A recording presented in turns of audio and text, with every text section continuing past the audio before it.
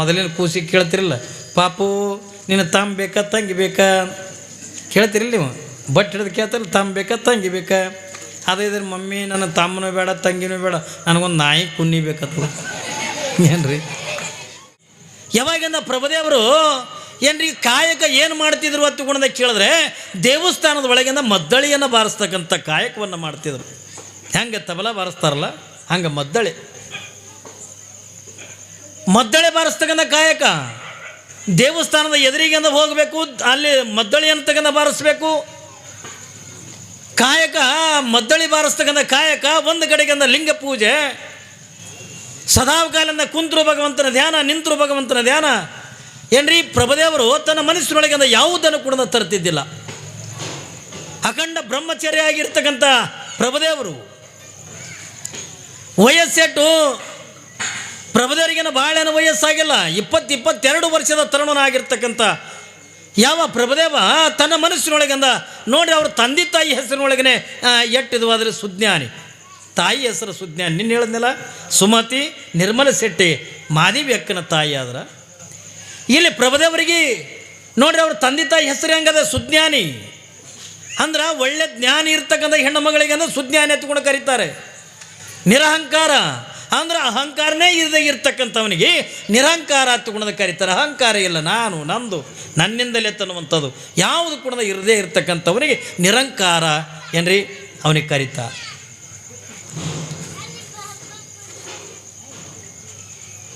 ಒಬ್ಬರು ಇಲ್ಲಿ ಯಾರು ಇಲ್ಲಿ ದೊಡ್ಡವ್ರು ಕುಂದ್ರಿ, ಸುಮ್ ಕುದ್ರು.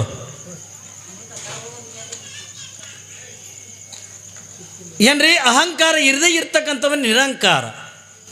ಜ್ಞಾನ ಇರ್ತಕ್ಕಂಥವಳು ಸುಜ್ಞಾನಿ, ಒಳ್ಳೆ ಜ್ಞಾನ. ಜ್ಞಾನದೊಳಗೆ ಭಾಳ ಥರದಿಂದ ಅದಾವ. ಏನ್ರಿ ಜ್ಞಾನ ಹತ್ತುಕೊಂಡಂದ್ರೆ ಭಾಳ ಥರದದ ಜ್ಞಾನ. ಲೌಕಿಕದ ಜ್ಞಾನ ಬೇರೆನೆ, ಆಧ್ಯಾತ್ಮ ಜ್ಞಾನ ಬೇರೆನೆ. ಇದಕ್ಕೆ ಆಧ್ಯಾತ್ಮದ ಜ್ಞಾನಕ್ಕೆ ಪಾರಮಾರ್ಥಿಕ ಜ್ಞಾನ ಹತ್ತುಕೊಂಡದನ್ನು ಕರೀತಾರ. ಇನ್ನು ಲೌಕಿಕದ ಜ್ಞಾನ ಅಂತೂ ಸರ್ವೇ ಸಾಮಾನ್ಯ ನಿಮ್ಮ ಮನೆಯಾಗಿಂದ ಹಿರಿಯರಿಗೆಲ್ಲರಿಗೆ ಕೂಡ ಗೊತ್ತಿರ್ತದ. ಗಂಡ ಅಂದ್ರೆ ಏನು, ಅತ್ತೆ ಅಂದ್ರೆ ಏನು, ಮಾವ ಅಂದ್ರೆ ಏನು, ಏನ್ರಿ ಬಂಧು ಬಳಗ, ಇವೆಲ್ಲ ಹೆಂಗೆ ಒಕ್ಕಲ್ತನ ಮಾಡ್ಬೇಕು, ಹೆಂಗೆ ದುಡಿಬೇಕು ಮಾಡಬೇಕು ಅಂತಕ್ಕಂಥದ್ದು. ಅಲ್ಲಿ ಹೊಗೆ ಎಬ್ಬಿಸ್ಬೇಡ್ರು. ಹಾಂ ಮುಗ್ದು ಹೌದು, ಯಾಕಂದ್ರೆ ಹೊಗೆ ನಮ್ಮದು ಇದು ಹಾಕದ. ಏನ್ರಿ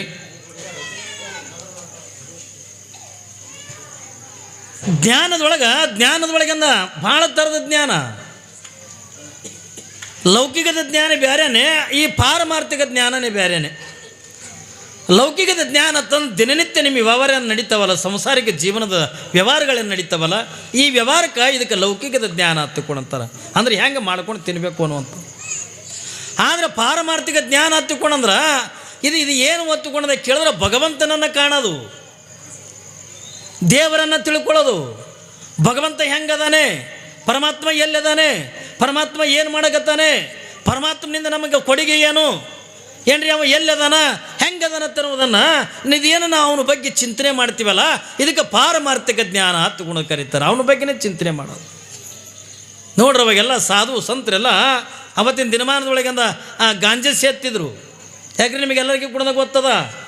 ಯಲ್ಲಪ್ಪ ಮಹಾರಾಜನ ಹಿಡ್ಕೊಂಡು, ಲಚ್ಚಣ್ಣ ಸಿದ್ದಪ್ಪ ಮಹಾರಾಜನ ಹಿಡ್ಕೊಂಡು, ಈ ಭಾಗದೊಳಗಿಂದ ಕನ್ನೊಳ್ಳಿ ದೊಡ್ಡಪ್ಪ ಮಹಾರಾಜ ಹಿಂದಿಂದ ಎಲ್ಲ ಏನ್ರಿ ಸಾಧು ಸಂತರು ಕಡ್ಕೊಳ್ಳೋ ಮಡಿವಾಳಪ್ಪನ ಮೊದಲು ಮಾಡಿಕೊಂಡು ಇವರೆಲ್ಲ ಗಾಂಜಾ ಸೇರ್ತಿದ್ರು. ಎದಕ್ಕೆ ಹತ್ತುಕೊಂಡ ಕೇಳಿದ್ರೆ ಭಗವತ್ ಚಿಂತನೆಗಾಗಿ.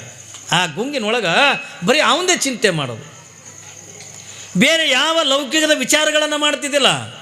ಈ ಸೆರೆ ಆಗಲಿ ಸಿಂಧಿ ಆಗಲಿ ಈ ಗಾಂಜಾ ಇದು ಯಾರಿಗಾಗಿ ಹತ್ತುಕೊಂಡು ಕೇಳಿದ್ರೆ ಸಾಧು ಸನ್ಯಾಸಿಗಳಿಗಾಗಿನೇ ಅದು ಹೊರತಾಗಿ ನಿಮ್ಮಂಥ ಸಂಸಾರಿಕರಿಗಲ್ಲ.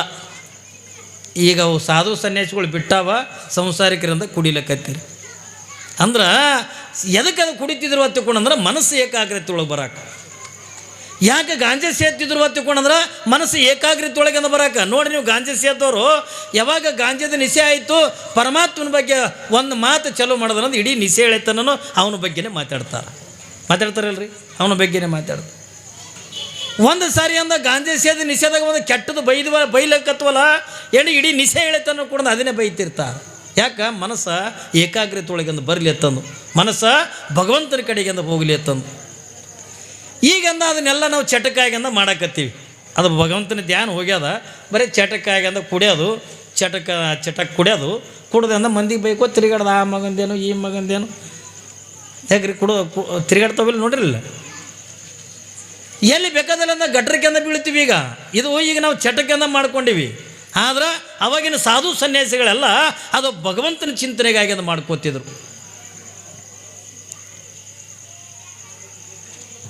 ಇಲ್ಲಿ ಸುಜ್ಞಾನ ಅನ್ನತಕ್ಕಂಥದ್ದು ತಾಯಿ ಹೆಸರಿಂದ ಸುಜ್ಞಾನಿ, ತಂದೆ ಹೆಸರಿಂದ ನಿರಂಕಾರ. ಇಂಥ ತಂದೆ ತಾಯಿಯ ಗರ್ಭದೊಳಗಿಂದ ಹುಟ್ಟಿರ್ತಕ್ಕಂಥವನ್ನೇ ಪ್ರಭುದೇವ. ಎಲ್ಲಿ ಒಂದು ತವಲಿಂದ ಕುಂತಲಿಂದ ಕುಂದ್ರಂಗಿಲ್ಲ, ನಿಂತಲ್ಲಿಂದ ನಿಂದ್ರಂಗಿಲ್ಲ, ಒಂದು ಊರಾಗಿಂದ ಇದ್ದಲ್ಲಿಂದ ಇರಂಗಿಲ್ಲ ಏನ್ರಿ. ಹಂಗೆ ಗ್ರಾಮಗಳನ್ನು ಸಂಚಾರ ಮಾಡ್ತಾ ಎಲ್ಲೆಲ್ಲಿ ದೇವಸ್ಥಾನ ಇರ್ತಾವೋ ತನ್ನ ದೇವಸ್ಥಾನದೊಳಗೆ ತನ್ನ ಮದ್ದಳೆ ಕಾಯಕನ ಮಾಡೋದು, ಅಲ್ಲಿ ಗುಡಿ ಒಳಗಿರ್ತಕ್ಕಂಥ ಪೂಜಾರಿಗಳು ಕೊಟ್ಟಿದ್ದು ಪ್ರಸಾದ ತಗೊಳ್ಳೋದು, ನಿತ್ಯ 3 ಹೊತ್ತಿಂದ ತನ್ನ ಲಿಂಗ ಪೂಜೆ ಅಂತಕ್ಕಂಥ ಮಾಡ್ತಾ ಜ್ಞಾನದ ಒಳಗಿಂದ ಜೀವನ ಕಳೀತಕ್ಕಂಥ ಪ್ರಭುದೇವ. ಇಲ್ಲಿ ಪಾರ್ವತಿಗಿಂದ ಸಿಟ್ಟು ಬಂತು, ಮಾಯೆಗಿಂದ ಸೋಲ್ನಾಗಿರ್ತಕ್ಕಂಥವ್ರು ಯಾರೂ ಇಲ್ಲ ಹತ್ತುಕೊಂಡಂದು ಹೇಳ್ತಿರಲ್ಲ. ಪ್ರಭುದೇವ ಮಾಯೆಗಿಂದ ಸೋಲಂಗಿಲ್ಲ ಹತ್ತುಕೊಂಡು ಹೇಳ್ತಿಲ್ಲ. ಪರಮಾತ್ಮ ಆ ಪ್ರಭುದೇವನನ್ನು ನಾನು ಸೋಲಿಸೇ ತೀರ್ತೀನಿ ಎತ್ತುಕೊಂಡದು ಛಲ ತೊಟ್ಲು. ಹೆಂಗೆ ಸೋಲಿಸ್ತೀವಿ ಎಂದ ಪರಮಾತ್ಮ. ಇಲ್ಲ, ನನ್ನಲ್ಲಿರ್ತಕ್ಕಂಥ ತಾಮಸ ಗುಣ ಅಂತಕ್ಕಂಥ ಭೂಮಿಗೆಂದ ಕಳಿಸ್ತೀನಿ ಏನ್ರಿ. ತಾಮಸ ಗುಣ ನಾ ಭೂಮಿಗೆಂದ ಕಳಿಸ್ತೀನಿ.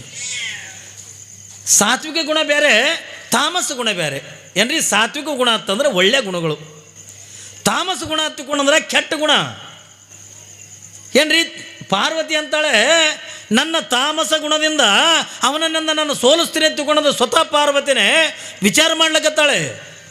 ಹಾಗಾದ್ರೆ ನಾನು ಎಲ್ಲಿ ಹುಟ್ಟಬೇಕು, ನಾನು ಎಲ್ಲಿದು ಮಾಡ್ಬೇಕು ಎತ್ತುಕೊಂಡದ ಕೇಳಿದ್ರೆ ಏನ್ರಿ ಬನವಾಸಿ ಎತ್ತುಕೊಂಡಂಥದ್ದು ಬರ್ತದೆ. ಅಲ್ಲೇ ಶಿವಮೊಗ್ಗ ಜಿಲ್ಲೆದಾಗ ಅದನ್ನು ಏನ್ರಿ ಬನವಾಸಿ, ನೀವೆಲ್ಲ ಕೇಳಿರಬೇಕು. ಬನವಾಸಿ ಎತ್ತುಕೊಂಡದ್ದು ಊರ ಹೆಸರು, ಭಾಳ ದೊಡ್ಡ ಊರ. ಯಾವಾಗಿಂದ ಪಾರ್ವತಿಗಿಂದ ಪರಮಾತ್ಮ ಅಂತಾನೆ ಹುಚ್ಚಿ, ನೀ ತಾಮಸ ಗುಣದಿಂದ ಪ್ರಭುದೇವನನ್ನು ಗೆಲ್ತೀನಿ ಎತ್ತುಕೊಂಡ್ರೆ ಆಗಂಗಿಲ್ಲ. ಇದ್ರಾಗಿಂದ ನೀನು ಸೋಲ್ತಿದ್ದಿ, ಬೇಡ, ಇದು ಕೈ ಹಾಕಬೇಡ. ಪರಮಾತ್ಮ ಪರಿಪರಿಯಾಗಿಂದ ಪಾರ್ವತಿಗಿಂದ ಹೇಳಿದ್ರು. ಯಾವಾಗಿಂದ ಪಾರ್ವತಿ ಕೇಳಂಗಿಲ್ಲ, ಇಲ್ಲ ಅವನನ್ನು ಸೋಲಿಸೇ ತೀರ್ತೀನಿ ಎತ್ತುಕೊಂಡಂದು ಹಠ ತೊಟ್ಟು, ಯಾವಾಗ ಈ ಕಡೆಯಿಂದ ಇಲ್ಲಿ ಏನಾಗ್ಯದ ಹತ್ತುಕೊಂಡದ ಕೇಳಿದ್ರೆ ರಾಜನಾಗಿರ್ತವೆ ಬನವಾಸಿ ರಾಜ. ಕಲ್ಪನೆ ಇರಲಿ ಮಗ, ಸಾಮಾನ್ಯರ ಮನೆತನದೊಳಗೆ ಹುಟ್ಟಿಲ್ಲ. ಬನವಾಸಿ ಅಂತಕ್ಕಂಥ ದೊಡ್ಡದಂದ ರಾಜನ ಆಸ್ಥಾನ ಇದೆ. ಆ ಬನವಾಸಿ ಒಳಗೆ ನಿಮಗೊಂದು ಮಾತು ಹೇಳ್ತೀನಿ ಏನ್ರಿ. ಆ ರಾಜ್ಯವನ್ನು ಆಳತಕ್ಕಂಥ ದೊರೆ ಯಾರು ಹತ್ತುಕೊಂಡದ ಕೇಳಿದ್ರೆ ಅವನ ಹೆಸರು ನೋಡ್ರಿ ಮಮಕಾರ ಏನ್ರಿ. ರಾಜನ ಹೆಸರೇ ಮಮಕಾರ ರಾಜ. ತಾಯಿಯಾಗಿರ್ತಕ್ಕಂಥವಳ ಹೆಸರು ಮೋಹಿನಿ. ಈಟೆ ನೋಡ್ರಿ ಅರ್ಥ. ನಾ ಹೇಳಿನಲ್ಲಿ ನಿನ್ನೆದಿಂದನೂ ಕೂಡ ಹೇಳಕತ್ತೀನಿ ನಾನು ನಿಮಗೆ. ತಂದೆ ತಾಯಿ ಹೆಸರಿನೊಳಗೂ ಕೂಡ ಒಂದು ಅರ್ಥ ಇರಬೇಕು. ಯಾವ ರೀತಿಯಾಗಿ ಹೆಸರುಗಳನ್ನು ಇಡ್ತೀವಿ ಅದೇ ರೀತಿಯಾಗಿನೇ ಏನ್ರಿ ಅದು ಮನುಷ್ಯನ ಬಳಿ ಅಂದ ಗುಣಧರ್ಮ ಬರ್ತದೆ. ನಾವು ಹೆಸರುಗಳನ್ನು ಮಕ್ಕಳಿಗಂದ ಇಡಬೇಕಾದ್ರೂ ಕೂಡ ಒಳ್ಳೆಯ ಹೆಸರುಗಳನ್ನ ಇಡಬೇಕು. ನಾವು ಮಕ್ಕಳಿಗಂದ ಯಾವರ ದ್ಯಾಮವ ದುರ್ಗವ ಏನ್ರಿ ಯಾವರಂದ ಕ್ರೂರ ದೇವರುಗಳ ಹೆಸರಿಟ್ಟರು ಕೂಡ ಮಕ್ಕಳಂದ ಅದೇ ರೀತಿಯಾಗಿನಿಂದ ಬೆಳಿತಾವೆ. ಇಲ್ಲಿ ನೋಡಿ ಎಷ್ಟು ಚಂದ ಅನ್ನಿಸ್ತದ. ಪ್ರಭುದೇವ್ರ ತಾಯಿ ಹೆಸರೇನು ಸುಜ್ಞಾನಿ, ತಂದೆ ಹೆಸರ ನಿರಹಂಕಾರ, ಮಗ ಹುಟ್ಟ್ಯಾನ ಅಂಥವನೇ. ಇಲ್ಲಿ ಮಾದೇವಿ ಅಕ್ಕನ ತಂದೆ ತಾಯಿ ಯಾರು ಏನ್ರಿ ಸುಮತಿ ಅಂತಂದ್ರೆ ಒಳ್ಳೆ ಮತಿ ಇರ್ತಕ್ಕಂಥಕ್ಕಿ, ಅಂದ್ರೆ ಗುಣ ಇರ್ತಕ್ಕಂಥಕ್ಕಿ, ಒಳ್ಳೆ ಗುಣ ಇರ್ತಕ್ಕಂಥ ನಿರ್ಮಲ ಶೆಟ್ಟಿ. ಅವನು ಕೂಡ ಮನಸ್ಸಿನೊಳಗಿಂದ ಯಾವುದು ಕೂಡ ಕೆಟ್ಟದಿರಲಾರ್ದೇನೆ ನಿರ್ಮಲ ತಂದೆಯಿಂದ ಬದುಕು ಮಾಡತಕ್ಕಂಥ ಅವನ ಹೆಸರಲ್ಲಿ ಇಲ್ಲಿ ಏನ್ರಿ ಮಾಯೆ ಹುಟ್ಟಬೇಕಾಗಿದ್ದು ಯಾರು ಹೊಟ್ಟೆಗೆ ಹತ್ತುಕೊಂಡು ಕೇಳಿದ್ರೆ ಮಮಕಾರ ಮತ್ತು ಮೋಹಿನಿಯ ಗರ್ಭದೊಳಗೆ. ಪಾರ್ವತಿ ತೀರ್ಮಾನ ತಗೊಂಡ್ಳು, ನಾನು ಯಾರ ಗರ್ಭದೊಳಗಿಂದ ಹುಟ್ಟಬೇಕು, ನನ್ನ ತಾಮಸ ಕಳೆ ಅಂತಗನ್ನ ತಗೊಂಡು ನಾನು ಯಾರ ಗರ್ಭದೊಳಗಿಂದ ಹುಟ್ಟಲೆ ತಗೊಂಡು ವಿಚಾರ ಮಾಡೋದ್ರೊಳಗೆ ಈ ಮೋಹಿನಿ ಮತ್ತು ಮಮಕಾರ ತಗೊಂಡು ನಮ್ಮಂಥ ರಾಜ ಏನಿದ್ನಲ್ಲ ಇವನಿಗೂ ಕೂಡ ಮಕ್ಕಳು ಇದ್ದಿದ್ದಿಲ್ಲ. ಯಾವಾಗ ಮಕ್ಕಳು ಇರದೇ ಇರ್ತಕ್ಕಂಥ ಪ್ರಸಂಗದ ಒಳಗೆ ಪಾರ್ವತಿ ತನ್ನ ತಾಮಸ ಕಳೆಯನ್ನು ಆ ಮೋಹಿನಿಯ ಗರ್ಭದೊಳಗಿಂದ ಮೂಡಿಸೋದು. ಕಲ್ಪನೆ ಇರಲಿ, ಯಾವಾಗ ಇಲ್ಲಿ ಮೋಹಿನಿಯ ಗರ್ಭದೊಳಗೆ ಪಾರ್ವತಿಯ ತಾಮಸ ಕಳೆ ಅಂತಕ್ಕಂಥದ್ದು ಯಾವಾಗಿಂದ ಅವಳ ಗರ್ಭದೊಳಗಿಂದ ಮೂಡ್ತೋ ಆ ನಾಡಿನ ಜನರ ಭಾವನೆಗಳೇ ಬದಲಿಯಾದವತ್ತು. ನೋಡ್ರಿ ಎಷ್ಟು ಪವರ್ ಇರ್ಬೇಕ್ರಿ. ಜನಗಳ ಮನಸ್ಸಂತಗದ ಬದಲಿಯಾಗಿ ಹೋಯ್ತು. ತಿಂಗಳಾಯ್ತು, 6 ತಿಂಗಳಾಯ್ತು, 8 ತಿಂಗಳಾಯ್ತು, ಹೆಂಗೆ ಮಗು ಅವಳ ಗರ್ಭದೊಳಗಿಂದ ಬೆಳೀತಾ ಬರ್ತದೋ ಹಾಗೆಲ್ಲ ಕಾಡಿನೊಳಗಿರ್ತಕ್ಕಂಥ ಅಡವಿ ಒಳಗಿರ್ತಕ್ಕಂಥ ಎಲ್ಲೋ ಗುಡ್ಡ ಗವಾರದೊಳಗಿರ್ತಕ್ಕಂಥ ಋಷಿ ತಪಸ್ಸುಗಳ ಮನಸ್ಸಂತಕ್ಕಂಥ ಚಂಚಲಾಗಿಬಿಡ್ತು. ಅವಕ್ಕೆ ತಪಸ್ಸು ಮಾಡೋಕ್ಕಿಂತ ಮನಸ್ಸಾಗಲಿಲ್ಲ. ಅನುಷ್ಠಾನ ಮಾಡೋಕ್ಕಿಂತ ಮನಸ್ಸಾಗಲಿಲ್ಲ, ಭಗವಂತನ ಧ್ಯಾನ ಮಾಡಬೇಕನ್ನುವಂಥ ಮನಸ್ಸಾಗಲಿಲ್ಲ. ಹಿಂಗೆ ಕಣ್ಣು ಮುಚ್ಚಿಕೊಂಡ ಧ್ಯಾನಕ್ಕಿಂತ ಕೂತ್ಕೊಂಡ್ರೆ ಮನಸ್ಸ ಏನೇನೋ ಹಾತುರ್ತಿತ್ತು. ಯಾಕೆ? ಆ ನಾಡಿನೊಳಗೆ ಇಲ್ಲಿ ಯಾವ ಪಾರ್ವತಿಯ ತಾಮಸ ಕಳೆ ಅಂದರೆ ಮಾಯೆ ಆ ತಾಯಿ ಗರ್ಭದೊಳಗೆ ಬೆಳೀಲಿಕ್ಕತ್ತದಲ್ಲ, ಇನ್ನು ಹೊಟ್ಟೆಗಿರ್ಲಕ್ಕಾಗಿ ನೀಟ್ಟು ಪ್ರಭಾವ ಇರ್ತು. ಇನ್ನು ಭೂಮಿಗೆ ಹುಟ್ಟಿ ಬಂದ ಬಳಕ ಏನ್ರಿ ಆಶ್ಚರ್ಯ ಅಲ್ರಿ. ತಾಯಿ ಗರ್ಭದೊಳಗೆ ಇದ್ದಾಗನೇ ಋಷಿಗಳ ಮನಸ್ಸು ಕೆಡಿಸ್ತು. ಕುಂತಲ್ಲಿ ಕುಂದ್ರಂಗಾಗಲ್ದು, ನಿಂತಲ್ಲಿ ನಿಂದ್ರಂಗಾಗಲ್ದು. ಮನಸ್ಸಿನೊಳಗಿಂದ ಏನೇನೋ ಬಯಸ್ತದೆ, ಏನೇನೋ ಒಂದು ಹಾತು ಬರೀತದೆ. ಯಾಕ? ಆ ಮಾಯೆಯ ಪ್ರಭಾವ ಅಂತಕ್ಕಂಥದ್ದು ಇರ್ತದೆ. ಮನಸ್ಸ ಕುಂತರು ಕುಂದ್ರಂಗಿಲ್ಲ, ನಿಂತರು ನಿಂದ್ರಂಗಿಲ್ಲ. ಹಿಂದೆ ನಾನು ನಿಮಗೊಂದು ಗರ್ಗದ ಮಡಿವಾಳಪ್ಪಂದು ಒಂದು ಮಾತು ಹೇಳಿದ್ದೆ. ನಾನು ನಿಮಗೆ ಹೋದರು ಸ್ಮರಣಕ್ಕೆ ಬಂದಾಗ, ಗರ್ಗದ ಮಡಿವಾಳಪ್ಪ ಮಹಾನ್ ದೊಡ್ಡ ಬ್ರಹ್ಮಚಾರಿ. ಕಲ್ಪನಾ ಇರಲಿ ಮಗ, ಒಂದು ದಿವಸದಿಂದ ಸಾಯಂಕಾಲ ಏನ್ರಿ, ಒಂದು ದಿವಸದಿಂದ ಸಾಯಂಕಾಲ ತನ್ನ ಮಠದ ಮುಂದೆ 5 ಗಂಟೆ ಸಮಯಕ್ಕೆ ಮಠದ ಮುಂದೆ ನಿಂತಾನೆ. ದೊಡ್ಡ ಮಠ, ಮಠದ ತಲಬಾಗಲ್ಲ. ಇಡೀ ಆ ಊರಾಗಂದ ಗರ್ಗ ಊರೇನು ಬರ್ತದಲ್ಲ, ಆ ಊರಾಗಿನೇ ಕುಡಿಯೋ ನೀರಿನ ಬಾವಿ ಅಂತಂದ್ರೆ ಅದು ಮಠದ ಮುಂದಿನ ಬಾವಿ. ಈಗೆಲ್ಲ ನಮಗೆ ಫಿಲ್ಟರ್ಗಳು ಬಂದಾವ ಏನ್ರಿ, ಈಗ ಬಿಸ್ಲೇರಿ ಬಂದಾವ. ಅವಾಗೆಲ್ಲ ಎಲ್ರಿ, ಊರಾಗ ಒಂದೇ ಇರ್ತಿತ್ತು ಸೀನಿಯರ್ ಬಾವಿ, ಉಳಿದಿದ್ದೆಲ್ಲ ಸೌಳು ಇರ್ತಿದ್ವು. ಅವು ಬಟ್ಟೆ ತೊಳ್ಯಕ್ಕೆ, ಮೈ ತೊಗೊಳಕ್ಕೆ ಅವಕ್ಕೂ ಯೂಸ್ ಮಾಡ್ತಿದ್ರು. ಈ ಕಡೆಯಿಂದ ಕುಡಿಯೋ ನೀರಿನ ಬಾವಿ ಅಂತಂದ್ರೆ ಇದ್ದಿದ್ರಾಗ ಒಂದು ಇಟ್ಟು ರುಚಿ ಇದ್ದಿದ್ವು ಅಂದ್ರೆ ಅವಿಟ್ಟು ಕುಡಿಯೋಕೆಂದ ಮಾಡ್ಕೋತಿದ್ರು. ಗರ್ಗದ ಮಡಿವಾಳಪ್ಪನವ್ರನ್ನ ಮಠದ ಮುಂದೆ ನಿಂತಾರ. ತಮ್ಮ ಮಠದ ಮುಂದೆ ಯಾವಾಗಿಂದ ಮಠದ ಮುಂದೆ ನಿಂತಾರ, ಒಬ್ಬ ಒಳ್ಳೆ ರೂಪವತಿ ಆಗಿರ್ತಕ್ಕಂಥ ಹೆಣ್ಣು ಮಗಳು. ಅಂದ್ರೆ ಮಾಯ ಎತ್ತು ಅಂದ್ರೆ ಎಷ್ಟು ಕೆಟ್ಟದ ಅನ್ನೋದಕ್ಕೆ ನಿಮಗೆ ಹೇಳ್ತೀನಿ ನಾನು. ನಿಮಗೆ ಇವ್ಯಾಂಗ ನೋಡಿ, ನಮಗೆ ಮಾಯವು ಒಂದು ಬಿಟ್ರದಕ್ಕೆ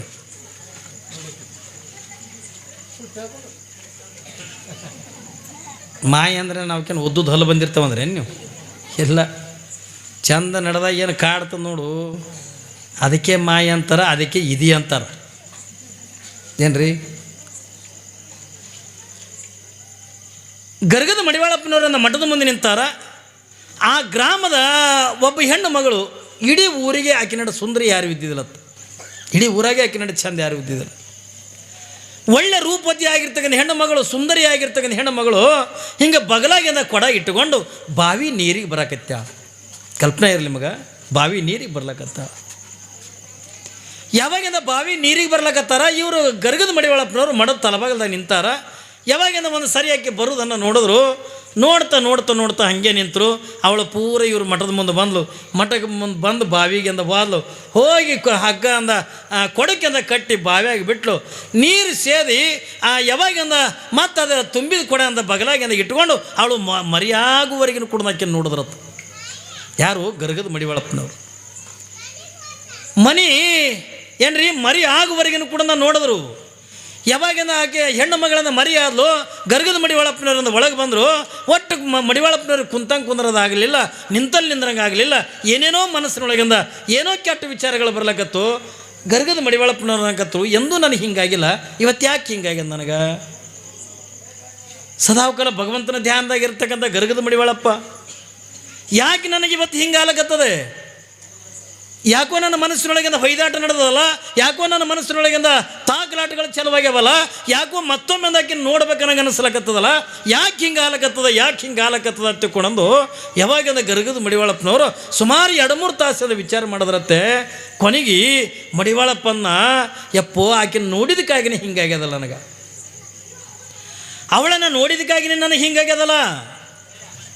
ಯಾವಾಗಿಂದ ಗರ್ಗದ ಮಡಿವಾಳಪ್ಪನವ್ರು ವಿಚಾರ ಮಾಡ್ತಾರೆ, ಬರೀ ಆ ಹೆಣ್ಣು ಮಗಳನ್ನು ಇಟ್ಟೊತ್ತನ ನೋಡಿದಕ್ಕಾಗಿನೇ ನನಗೆ ಹಿಂಗಾಗ್ಯದ ಹತ್ತಿಕೊಂಡಂದ್ರೆ ಏನ್ರಿ, ಇದು ನೋಡಿದ್ರೆ ಕೆಡ್ತಂದು ನನ್ನ ಮನಸ್ಸು ಹತ್ತಿಕೊಂಡಂದ್ರೆ ಜಗತ್ತನ್ನು ನೋಡೋದೇ ಬೇಡ ಹತ್ತಿಕೊಂಡಂದು ಅಡವಿಗೆ ಹೋಗಿ ಡಬಗಳಿ ಮುಳ್ಳು ತಂದು ಅದನ್ನು ಕುಟ್ಟಿ ಅದರ ರಸ ಅಂದ ಎಡ್ಡು ತನ್ನ ಕಣ್ಣಾಗ ಹಾಕ್ಕೊಂಡು ಕಣ್ಣೇ ಕಳ್ಕೊಂಡಿರ್ತಕ್ಕಂಥ ಗರ್ಗದ ಮಡಿವಾಳಪ್ಪ. ಏನ್ರಿ, ಮನಸ್ಸು ಕೆಡ್ತದಲ್ಲ ನೋಡಿದ್ರೆ ಮನಸ್ಸು ಕೆಡ್ತದ ಹತ್ತಿಕೊಂಡಂದ್ರೆ ಮಾಯಿ ಒಳಗಿಂದ ಎಷ್ಟು ಪ್ರಭಾವ ಇರ್ಬೇಕ್ರಿ. ತಾಯಿ ಗರ್ಭದೊಳಗದ ಮಾಯೆ ಏನ್ರಿ, ಆವತ್ತಿನ ದಿನಮಾನದೊಳಗೆ ಅಲ್ಲಿ ಇಲ್ಲಿ ಸಾಧು ಸಂತರೆಲ್ಲ ತಪಸ್ಸ ಜಪ ತಪ ಅನುಷ್ಠಾನ ಮಾಡ್ತಕ್ಕಂಥ ಸ್ಥಾನದೊಳಗೆ ಯಾರಿಗೂ ಕೂಡ ಅನುಷ್ಠಾನ ಮಾಡಬೇಕು, ಜಪ ತಪಗಳನ್ನು ಮಾಡಬೇಕು ಅನ್ನುವಂಥ ಭಾವನೆ ಬರುವಲ್ದತ್ತೆ. 9 ತಿಂಗಳ ತುಂಬಿಂದ ಯಾವಾಗಿಂದ ಮಾಯೆ ಏನ್ರಿ ತಾಯಿ ಗರ್ಭದಿಂದ ಭೂಮಿಗೆ ಬಂದ್ಲು. ಎಲ್ಲ ಋಷಿಪುಂಗವರ ಮನಸ್ಸೇ ಕೆಟ್ಟು ಹೋಗ್ಬಿಡುತ್ತೆ. ಎಟ್ಟರ ಮಟ್ಟಿಗೆ ಸೌಂದರ್ಯವತಿ ಆಗಿಂದ ಹುಟ್ಟುಲ್ಲ ಮಾಯ ಎತ್ತುಕೊಂಡ ಕೇಳಿದ್ರೆ ಬಹುಶಃ ನೀವೆಲ್ಲ ಮಾಯಾ ಕೋಲಾಹಲ ಎತ್ತುಕೊಂಡು ಬರ್ತದೆ. ಪ್ರಭುಲಿಂಗದ ಏನ್ರಿ ಪ್ರಭುಲಿಂಗ ಲೀಲೆ ಎತ್ತುಕೊಂಡದ್ದು ಪುರಾಣ ಬರ್ತದ. ಆ ಪುರಾಣದ ಒಳಗೆ ಮಾಯಾ ಕೋಲಾಹಲ ಎತ್ತುಕೊಂಡದ್ದು ಬರ್ತದೆ. ಆ ಮಾಯಾ ಕೋಲಾಹಲ ನೀವು ಕೇಳಿದ್ರೆ ತಿಳಿತದ ಏನ್ರಿ. ಬರೀ ಅವಳ ಮೈ ಮೇಲಿರ್ತಕ್ಕಂಥ ಕೂದಲು ಸದಕ್ಕೆ ಒಬ್ಬ ಕವಿ ವರ್ಣನ ಮಾಡ್ಯಾನ. ಅವಳ ಅಂದ ಚಂದ ಏನು ಎಲ್ಲವನ್ನು ಕೂಡ ವರ್ಣನ ಮಾಡ್ಯಾನೆ. ಯಾವಾಗಿಂದ ಮಾಯ ಅಂತಕ್ಕಂಥ ಅವಳು ಬೆಳೀತಾ ಬೆಳೀತಾ ಬೆಳೀತಾ ದೊಡ್ಡವಳಾಕ್ಕಳೆ. ದೊಡ್ಡವಳಾಗಿರ್ತಕ್ಕಂಥ ಪ್ರಸಂಗದ ಒಳಗೆ ಅವಳಿಗೂ ಕೂಡ 8-10 ಜನ ಗೆಳತಿಯರು ಇರ್ತಾರೆ. ನಿತ್ಯ ನಿತ್ಯ ಅವಳು ಕೂಡ ಏನ್ರಿ ಅಲ್ಲಿ ಬನವಾಸಿ ಒಳಗಿರ್ತಕ್ಕಂಥ ದೇವಸ್ಥಾನಕ್ಕೆ ಹೋಗಬೇಕು ಏನ್ರಿ, ಹೋಗಿಂದ ಪೂಜಾ ಮುಗಿಸ್ಕೊಂಡು ಬರಬೇಕು. ಹೀಗೆಲ್ಲ ಮಾಡ್ತಾ ಇರ್ತಕ್ಕಂಥ ಪ್ರಸಂಗದ ಒಳಗೆ ಯಾವಾಗ ಒಂದು ದಿವಸ ಏನಾಕದ ಹತ್ಕೊಂಡ ಕೇಳಿದ್ರೆ ಇವಳು ತನ್ನ ಬನವಾಸಿ ಒಳಗಿರ್ತಕ್ಕಂಥ ದೇವಸ್ಥಾನಕ್ಕೆ ಇವಳು ನಿತ್ಯ ಹೋಗುವಂಗೆಂದ ಪೂಜೆಕೆಂದ ಹೋಗೋದ್ರೊಳಗೆ ಅಲ್ಲಿ ಪ್ರಭುದೇವರು ಮದ್ದಳೆ ಬಾರಿಸ್ತಿದ್ರು. ಕಲ್ಪನೆ ಇರಲಿ ಮಗ, ಆ ದೇವಸ್ಥಾನದಾಗಿಂದ ಕೂತ್ಕೊಂಡು ಅಲ್ಲಮ್ಮ ಪ್ರಭುದೇವರು ಮದ್ದಳೆಯನ್ನು ಬಾರಿಸ್ತಿದ್ರು. ಇವಳು ಬಂದಿರ್ತಕ್ಕಂಥ ಭೂಮಿಗೆ ಬಂದಿದ್ದು ಅದರ ಸಲುವಾಗಿ ಅದೇ ಪ್ರಭುದೇವರನ್ನು ಸೋಲಿಸುವ ಸಲುವಾಗಿ ಬಂದಾಳೆ. ಯಾವಾಗಿಂದ ಅರಿವಾಗಿ ಬಿಡ್ತು ತನಗೇನೆ. ಹೌದಲ್ಲ, ನಾನು ಅಂದ ಸೋಲ್ಸಕ್ಕೆ ಬಂದಿದ್ದೆ ಯಾರ ಸಲುವ ಯಾರಿಂದ ಇವನಿಗೆ ಅಂದ ಸೋಲ್ಸಕ್ಕೆ ಬಂದಿನಿ ಎತ್ತಿಕೊಂಡಂದಾಗ ಇವನ್ ನಾನು ಹುಡುಕೋದ್ರೊಳಗೆ ಇವನೇ ಸಿಕ್ಕನಲ್ಲ ಹತ್ತಿಕೊಂಡಂದು ಮನಸ್ಸಿನೊಳಗಿಂದ ಮಾಯೆ ವಿಚಾರ ಮಾಡ್ತಾಳೆ. ಇವ ಪ್ರಭುದೇವ ತನ್ನಟ್ಟಿಗೆ ತಾನಿಂದ ಮದ್ದಳೆ ಅಂತಕ್ಕಂಥ ಬಾರಿಸ್ತಿದ್ದ. ಯಾವಾಗಿಂದ ಮದ್ದಳೆಯನ್ನು ಬಾರಿಸ್ಲಿಕ್ಕತ್ತ ಬಾರಿಸುವಂಥ ಪ್ರಸಂಗದ ಒಳಗೆ ಈ ಮಾಯೆ ಏನು ಮಾಡಕತ್ತಳು ಹತ್ತುಕೊಂಡು ಕೇಳಿದ್ರೆ ಅವ ಹೆಂಗೆಂಗಿಂದ ಮದ್ದಳೆ ಬಾರಿಸ್ತಾನೆ ಹಂಗೆ ಅದೇ ದೇವಸ್ಥಾನದೊಳಗೆ ನಾಟ್ಯವನ್ನು ಮಾಡಕತ್ಲು. ಇವಳು ರಾಜಕುಮಾರಿ ಅಲ್ರಿ. ನಿತ್ಯ ನಿತ್ಯ ಸಾವಿರ ಜನ ಆ ದೇವಸ್ಥಾನಕ್ಕೆ ಅಂತ ಬರ್ತಿದ್ರು. ಒಂದು ಕಡೆಗೆ ಇವಳು ನಾಟ್ಯ ಮಾಡ್ತಾಳೆ, ಇನ್ನೊಂದು ಕಡೆಗೆ ನೀವು ಅಲ್ಲಮ್ಮ ಪ್ರಭುದೇವ ಮದ್ದಳೆಯನ್ನು ಬಾರಿಸ್ತಾನೆ. ಇವರ ತಾಳ ಮತ್ತು ಇವಳ ನಾಟ್ಯ ಇದನ್ನೆಲ್ಲವನ್ನು ಕೂಡ ನೋಡಿ ಇಡೀ ನಾಡಿನ ಜನತೆ ಒಂದು ಬೆರಗಾಗಿ ಬಿಟ್ಟಿತ್ತು. ಯಾವಾಗ ಕುಣಿದು ಕೊನೆಗೆ ನಾವು ಮದ್ದಳೆ ಬಾರಿಸು ನಿಲ್ಲಿಸಲಿಲ್ಲ ಏನ್ರಿ, ಈ ಕಡೆಯಿಂದ ಇವಳು ನಾಟ್ಯ ಮಾಡೋದು ನಿಲ್ಲಿಸಲಿಲ್ಲ. ಕುಣಿದು ಕೊನೆಗೆ ಸುಸ್ತಾಗಿ ಅಂದ ಮಾಯೆ ನೆಲಕ್ಕೆ ಬಿದ್ಲು. ಯಾವಾಗಿಂದ ಮದ್ದಳೆ ಬಾರಿಸೋದನ್ನು ನಿಲ್ಲಿಸದ ಹೋಗಿ ಅವನಿಗೆ ಕೈ ಮುಗಿದು, ನೋಡು ಇಟ್ಟು ಚೆನ್ನಾಗಿದೆ ನೀನು ಮದ್ದಳೆ ನುಡಿಸ್ತಲ್ಲ, ನನಗೆ ನಾಟ್ಯವನ್ನು ಕಲಿಸ್ಬೇಕು ನೀನು. ನನಗೆ ನಾಟ್ಯ ಕಲಿಸುವ ಸಲುವಾಗಿ ನೀನು ಏನು ಮಾಡಬೇಕಂತಕೊಂಡು ಕೇಳಿ ನಾನು ಅರಮನೆ ಒಳಗೆ ಇರಬೇಕು. ಅವಾಗ ಅವ ಅಂದ, ನಾನು ಒಂದೇ ತವಲಂದ ಇರಾಕೆಂದ ಬಂದಿರ್ತಕ್ಕಂಥವನಲ್ಲ. ನಾನು ಒಂದು ಜಾಗದೊಳಗೆ ಒಂದು ದಿವಸ ಇರಂಗಿಲ್ಲ. ನಾನು ಎಲ್ಲ ಕಡೆಯೂ ಕೂಡ ಸಂಚಾರ ಮಾಡ್ತಕ್ಕಂಥ ಮತ್ತೆ ಕೂಡ ಏನೆಲ್ಲ ಹೇಳಿದ್ರು ಕೊನೆಗೆ ರಾಜನ ಕಡೆಯಿಂದ ಹೇಳಿಸಿ ಪ್ರಭುದೇವರನ್ನು ತನ್ನ ಮನೆಯಾಗಿಂದ ಇಟ್ಟುಕೊಂಡು ಅರಮನೆ ಒಳಗೆ. ಯಾವಾಗಿಂದ ಪ್ರಭುದೇವರನ್ನು ತನ್ನ ಅರಮನೆ ಒಳಗೆ ಇಟ್ಟುಕೊಂಡು ಯಾವ ಪ್ರಭುದೇವರ ಎದುರಿಗೆ ತನ್ನ ಏನೆಲ್ಲ ನಾಟ್ಯ ಏನೆಲ್ಲವನ್ನು ಕೂಡ ಮಾಡಿ ತೋರಿಸಿದ್ಲು ಏನ್ರಿ, ಏನೆಲ್ಲನೂ ಕೂಡ ಮಾಡಿ ತೋರಿಸಿದ್ಲು. ಆದ್ರೆ ಇವಳು ಮಾಡ್ತಕ್ಕಂಥ ನಾಟ್ಯಕ್ಕೆ ಇವಳು ಅಂದ ಚಂದಕ್ಕೆ ಯಾವ ಪ್ರಭುದೇವನ ಅಂತಕ್ಕಂಥ ಮರಳಾಗಲಿಲ್ಲ. ಯಾವಾಗಿಂದ ಪ್ರಭುದೇವ್ರನ್ನ ಕೈ ಹಿಡಿಲಿಕ್ಕೆ ಹೋಗ್ಕಳೆ ಏನ್ರಿ, ಆ ಪ್ರಭುದೇವರನ್ನ ಏನ್ರಿ, ನಾನು ನಿನ್ನನ್ನು ಮದುವೆ ಮಾಡ್ಕೋಬೇಕು, ನಾನು ನಿನ್ನ ಮೇಲೆ ಮನಸ್ಸು ಮಾಡೀನಿ, ನಾನು ನಿನ್ನನ್ನು ಮದುವೆ ಮಾಡ್ಕೋಬೇಕತ್ತಿಕೊಂಡು ಯಾವಾಗಿಂದ ಮಾಯೆ ಪ್ರಭುದೇವರಿಗೆಂದ ಹೇಳಿದಾಗ ಪ್ರಭುದೇವರು ಇವಳು ಕೈಯೊಳಗೆಂದ ಸಿಗಲಾರ್ದೇನೆ ಹೊಂಟು ಬಿಟ್ಟರು. ಇವಳು ಕೂಡ ಪ್ರಭುದೇವ್ರ ಬೆನ್ನ ಹತ್ತಿ ಮಂಟ್ಲು.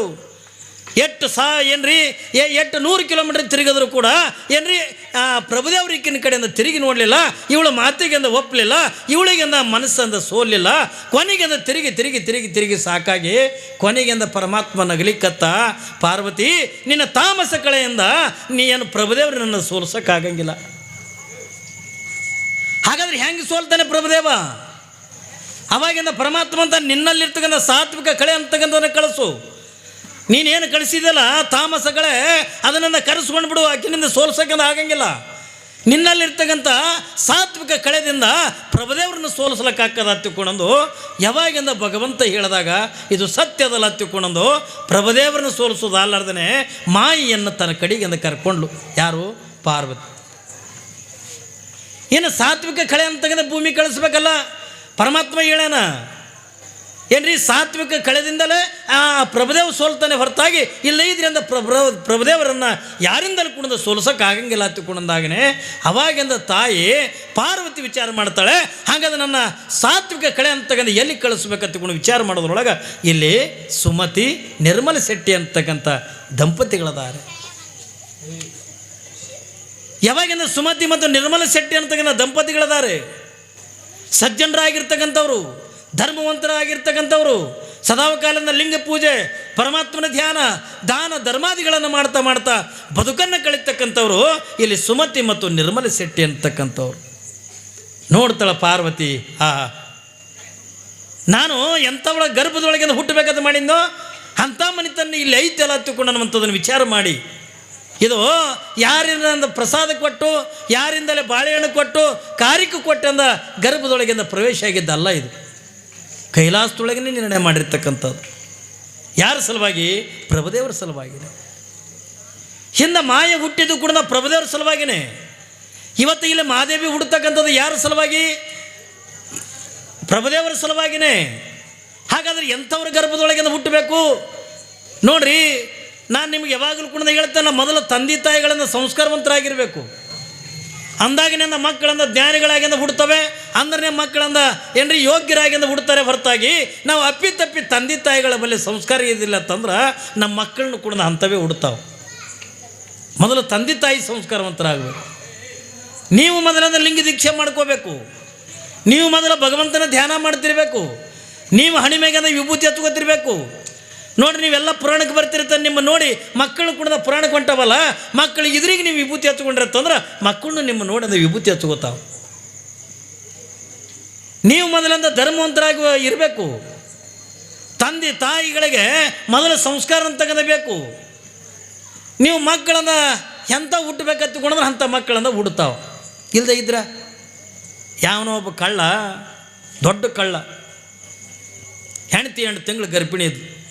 ಹೆಂಡತಿಗೆ ಅನ್ನತ್ತ, ಏನ ನಮ್ಮ ಹೊಟ್ಯಾಗ ಗಂಡಸ ಮಗನೇ ಹುಡ್ತದ, ಇದು ಹುಟ್ಟದ ಬಳಕ ಏನ್ರಿ ನನ್ನಂಗೆ ಅಂದ ಕಳ್ಳನ ಮಾಡೋದು ಬೇಡ. ಹೆಂಡತಿಗೆ ಹೇಳಕತ್ತಿದ್ದ. ಯಾಕಂದ್ರೆ ಅವನಿಗೆ ಒಂದು ದಿವಸ ಕಳ್ಳತನ ಮಾಡಿ ಬರಲಾರ್ದಿನ ಅವನಿಗೆ ಊಟನೇ ಹೋಗ್ತಿದ್ದಿಲ್ಲ. ಕಳ್ಳ ಏನಂತಾನೆ, ಅಲ್ಲ ನಾವು ಎಲ್ಲರೂ ಏನು ಮಾಡ್ಬೇಕಂತ ಕೇಳಿದ್ರೆ ನನ್ನಂಗೆ ನನ್ನ ಮಗನ ಕಳ್ಳನ ಮಾಡೋದು ಬೇಡ, ನನ್ನ ಮಗನಿಗೆ ದೊಡ್ಡ ಡಾಕ್ಟರ್ ಮಾಡಾನು, ನನ್ನ ಮಗನಿಗೆ ಇಂಜಿನಿಯರ್ ಮಾಡಾನು, ಹಿಂಗೆ ಡಿ.ಸಿ ಮಾಡಾನು ಒತ್ತಿಕೊಂಡು ಹೇಳ್ದ. ಆಕೆ ಅಂದು ಇನ್ನು ಹೊಟ್ಟೆಗಿರ್ಲಕ್ಕಾಗೇನ ಗೊಟ್ಟೆಪ್ಪತ್ತು ಹೆಸರಿಟ್ಟಂಗೆ, ಇನ್ನು ಇದು ಗಂಡದು ಹೆಣ್ಣದು ಯಾರಿಗೆ ಗೊತ್ತು? ಇಲ್ರಿ ಅವ ಹೆಣ್ತಿಗಂತಾನೆ, ಇಲ್ಲ ಇದು ಗಂಡೆ ಹುಡ್ತು.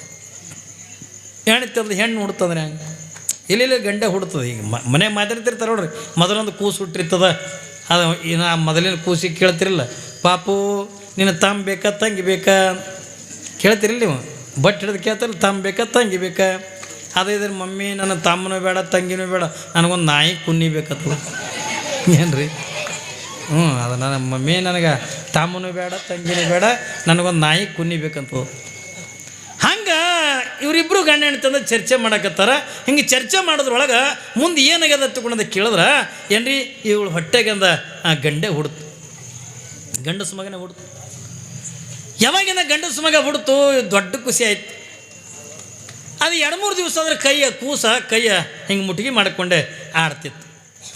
ಓಣ್ಯಾನ ಹೆಣ್ಮಕ್ಳಂದು ತಾಯಿಗೆ 3 ದಿವಸ ಆಯಿತು ಕೂಸು ಕೈನೇ ಬಿಚ್ಚಿಲ್ಲ, ಆಟೆ ಹಿಡ್ಕೊಂಡವು. ಅದಕ್ಕೆ ಒಂದಿಟ್ಟು ಕೈ ಬಿಚ್ಚರಲ್ಲ, ಬಿಚ್ಚರಂದು ಯಾವಾಗಂದ ಒತ್ತಾಯ ಮಾಡಿ ಬಿಚ್ಚಕತ್ರು.